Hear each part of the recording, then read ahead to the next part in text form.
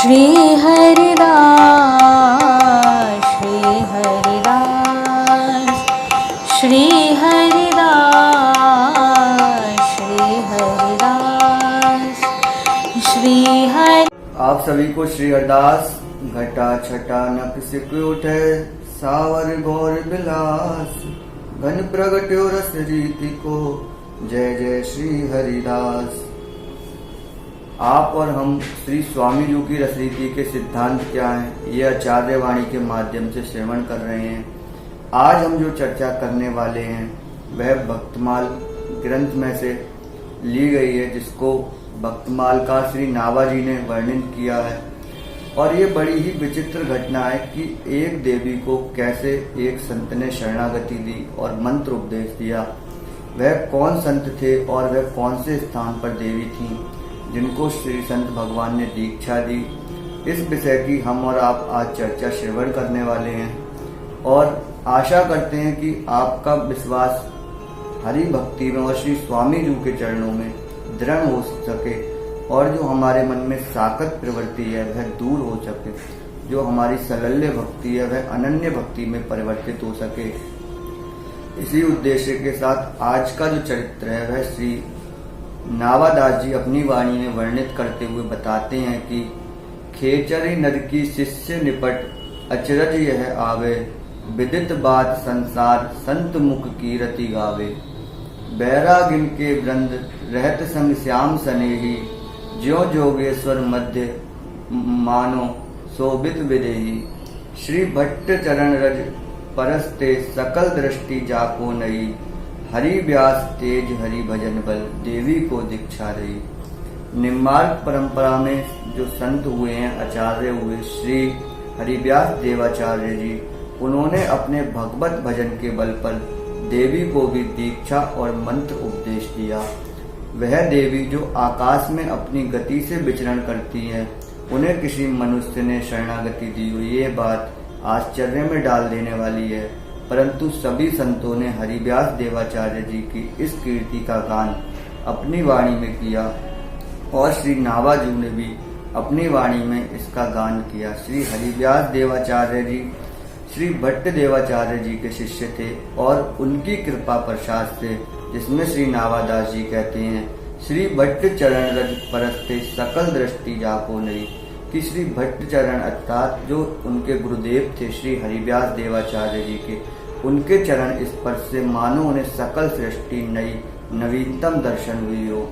ऐसी उनकी गुरु निष्ठा और शरणागति थी। श्री हरिव्यास देवाचार्य जी की शरणागति बड़ी ही विचित्र तरह से हुई।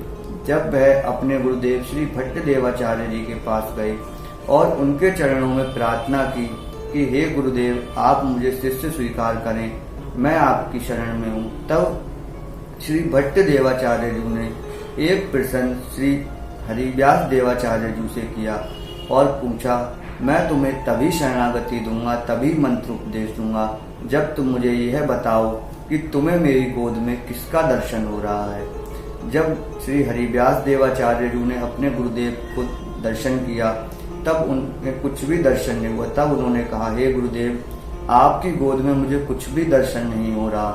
इस पर श्री भट्ट देवाचार्य जी ने कहा कि हरिव्यास देवाचार्य, अभी तुम गिरिराज जी में जाओ और वहां पर रहकर भजन करो, 12 वर्ष तक भजन करना, नाम जाप करना, उसके पश्चात ही तुम मेरे पास मंत्र उपदेश के लिए आना।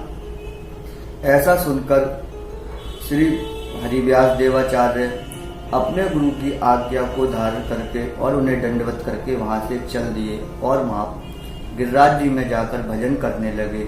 इस प्रकार जब 12 वर्ष व्यतीत हुए गिरिराज जी की सेवा परिक्रमा और भजन करते हुए, तो 12 वर्ष पश्चात पुनः अपने गुरु श्री भट्ट देवाचार्य जी के पास लौटे और कहा कि गुरुदेव, 12 वर्ष आपकी आज्ञा अनुसार गिरिराज जी में नाम जाप किया, कृपया करके अब मंत्र उपदेश करें, शरणागति मंत्र दें। इस पर गुरुदेव ने फिर वही प्रश्न किया जो 12 वर्ष पूर्व किया था, और उनसे पूछा कि पहले तुम मुझे ये बताओ कि तुम्हें मेरी गोद में किसके दर्शन हो रहे हैं। 12 वर्ष वाला प्रश्न फिर सामने था, और हरिव्यास देवाचार्य जी ने भी वही 12 वर्ष पहले वाला ही उत्तर दिया कि गुरुदेव मुझे आपकी गोद में किसी के भी दर्शन नहीं हो रहे। इस पर श्री भट्ट देवाचार्य जी ने उन्हें पुनः आज्ञा की कि हरिव्यास देवाचार्य अभी तुम 12 वर्ष और गिरिराज जी में रहो और वहां पर जाकर भजन करो, नाम जाप करो, सेवा करो इत्यादि। परंतु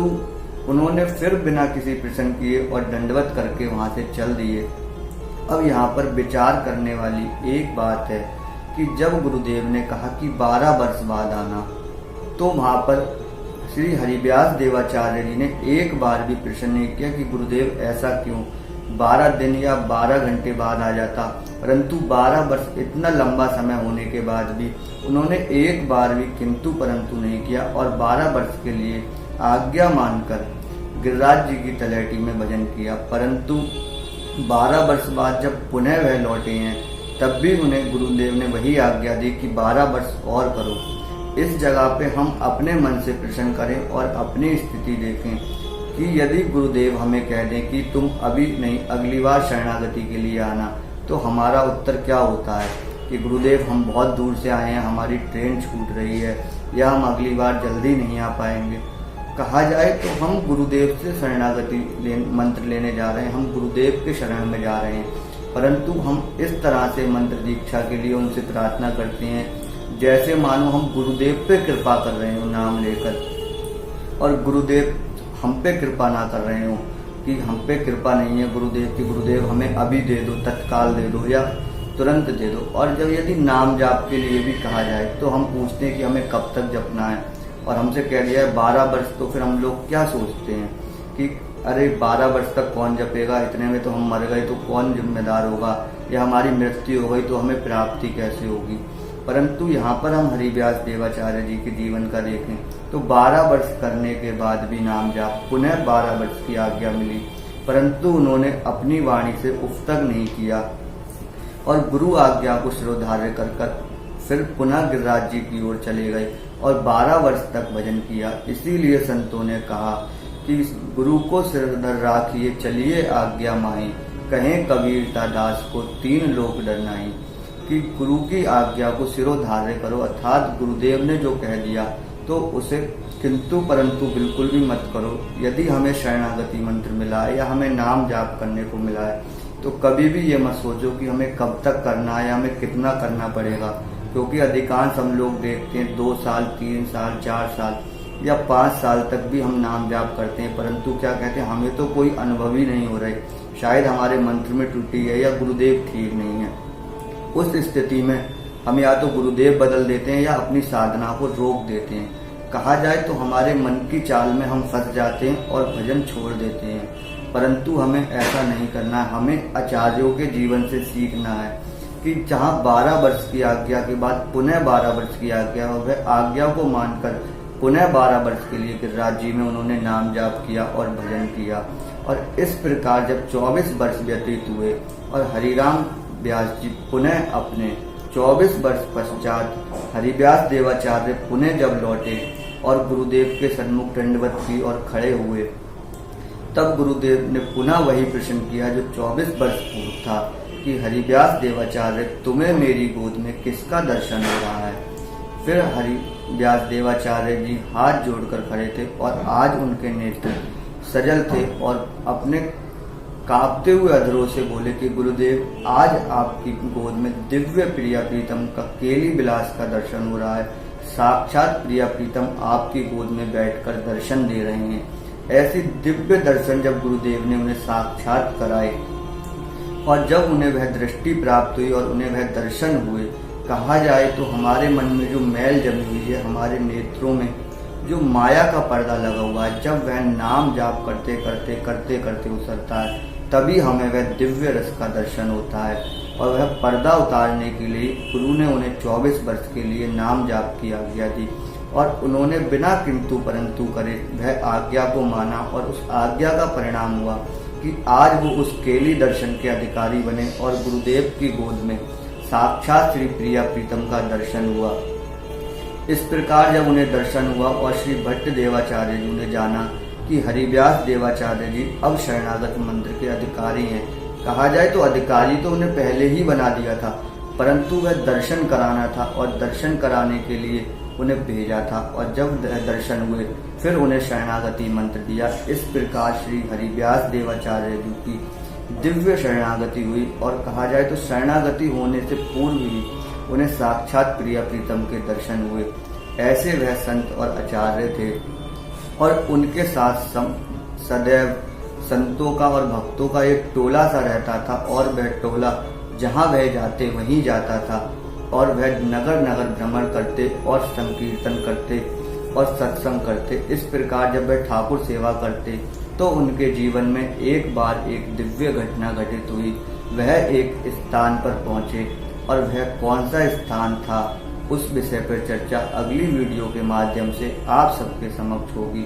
तब तक आप लोग श्री स्वामी जी महाराज के चरणों में अपना दृढ़ अनन्य भाव रखते हुए और जिस प्रकार आज की चर्चा है, जो आज का चरित्र का पहला भाग वर्णन हुआ है, हमें हरिव्यास देवाचार्य जी के जीवन से ये शिक्षा लेनी चाहिए कि उन्होंने जो जीवन जिया, 24 वर्ष तक गुरु आज्ञा मानकर सिर्फ नाम जाप किया और हम भी अपने आचार्यों की और वाणी की आज्ञा मानकर सिर्फ स्वामी जी के चरणों का आश्रय लेकर रखें। जिस दिन कृपा होगी उस दिन कुछ नहीं पता कि कब क्या दर्शन हो। इसलिए श्री स्वामी जी महाराज के श्री चरणों में अनन्य भाव रखें, ना अपने मन को कहीं भटकने दें और ना स्वयं कहीं भी भटकें। इसी के साथ नित्य जपें, निरंतर जपें श्री हरिदास श्री हरिदास श्री हरिदास।